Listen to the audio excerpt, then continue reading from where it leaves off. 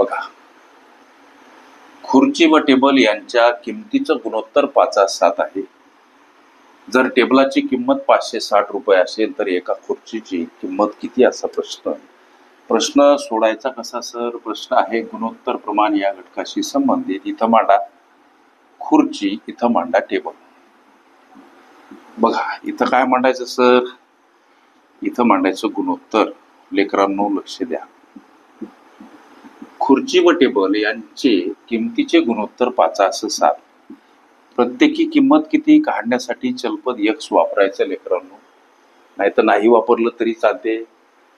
टेबलाची किंमत दर्शवली 560. टेबलाच्या गुणोत्तराखाली मांडा आणि प्रश्न विचारा की खुर्चीची किंमत किती. इथं चलपद वापरायची काही गरज नाही.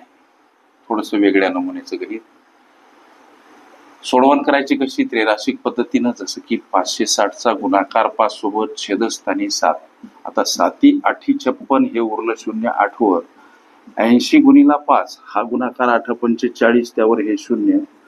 400 रुपये हे जे उत्तर प्राप्त झालं, हे उत्तर म्हणजे एका विचारल्या खुर्चीची किंमत. हे तुमच्या प्रश्नाचं उत्तर. ओके.